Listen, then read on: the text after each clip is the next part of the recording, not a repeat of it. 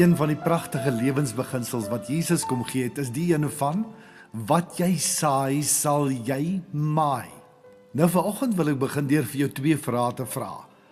Wat saai jy en hoe saai jy dit? As ons dink oor daai eerste vraag, wat saai jy, wil ek vir jou vra, wat wil jy hê? Wat is die uitkoms wat jy wil sien? Wil jy graag gelukkig wees? Wil jy met vrede en kalmte lewe?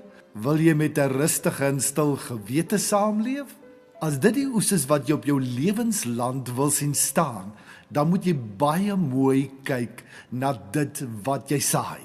Nog nooit het enige negatiewe saad 'n positiewe oes opgelewer nie.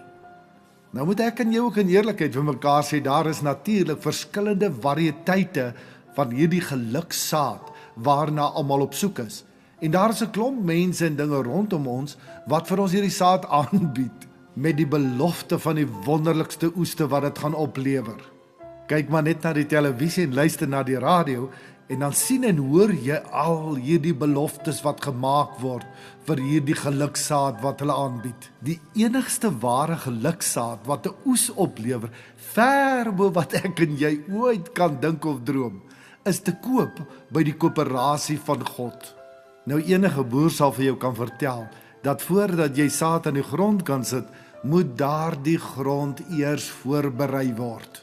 Vir die voorbereiding van die grond moet daar seker gemaak word, dat al die implemente op die plaas werk soos wat hulle veronderstel is om te werk. So, na deeglike voorbereiding van al die implemente en die grond, kan daar dan begin word om te saai. In die koninkryk van God werk dit presies net so. Ek en jy moet sorg dat die implement, kom ons noem dit instrument, wat God wil gebruik vir die voorbereiding van die grond en die saaiwerk in die beste kondisie is wat dit kan wees. En dan kom die wag. En dis nou daai ding waarop ek en jy nie baie sterk is nie. Daai wagproses. Waar ons niks kan sien gebeur nie, want die saad is onder die grond. Maar onder die grond is God besig om daardie saad te laat ontkiem, sodat dit ook kan opkom en kan oes dra. En wanneer die saad dan opkom, is dit afhanklik van 'n klomp dinge. Daar moet genoeg water wees, daar moet kunsmis wees en 'n klomp ander dinge, wat nodig is om 'n rekordoes te kan oplewer. Die variasies van God se saad word deur die Heilige Gees by God se koöperasie aan jou en my bekend gestel. In Galasiërs 5 vers 22 lees ons van hierdie verskillende variëteite. Die vrug van die Gees daarteenoor is liefde, vreugde, vrede, geduld, vriendelikheid, goedhartigheid, getrouheid, nederigheid en selfbeheersing. Soos wat ek in die begin gesê het, jy moet besluit wat se oes jy wil hê. En dan moet jy besluit by wie jy daardie saad gaan koop.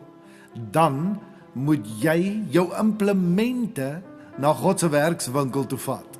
Dis nou my en jou menswees wat ons na God toe vat en vir die Gees vra, Heilige Gees, wys vir my, waar is daar nog blokkasies wat keer dat die kunsmis, die saad en alles wat ek wil saai en ter voorbereiding wil gebruik, nie in die grond kom waar dit hoort nie. Ons saailand is hierdie wêreld waarbinne ek en jy leef. Al die mense rondom jou en my. En wees verseker, almal van hulle is nie lus dat jy die grond van hulle harte voorberei vir die saad wat die Gees wil saai.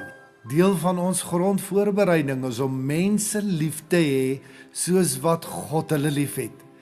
Net soos wat hulle is. En in ons lief hê en omgee en betrokke raak by hulle lewens, begin God dan self om deur jou en my die saad so stilletjies in hulle harte te begin saai. En op 'n dag dan sien ons daar begin iets deurbreek. En al wat ek en jy moet doen, is water en kunsmis gee, aanhou liefde gee, aanhou daar wees, aanhou ondersteun, selfs al is dit soms nie maklik nie. Kyk vandag baie mooi by watter koöperasie jy gaan koop, jou eie gedagtes of God se gedagtes. Wees dan baie versigtig met die saad wat jy met jou gedagtes, jou mond en jou dade saai, want dit gaan jou oes bepaal.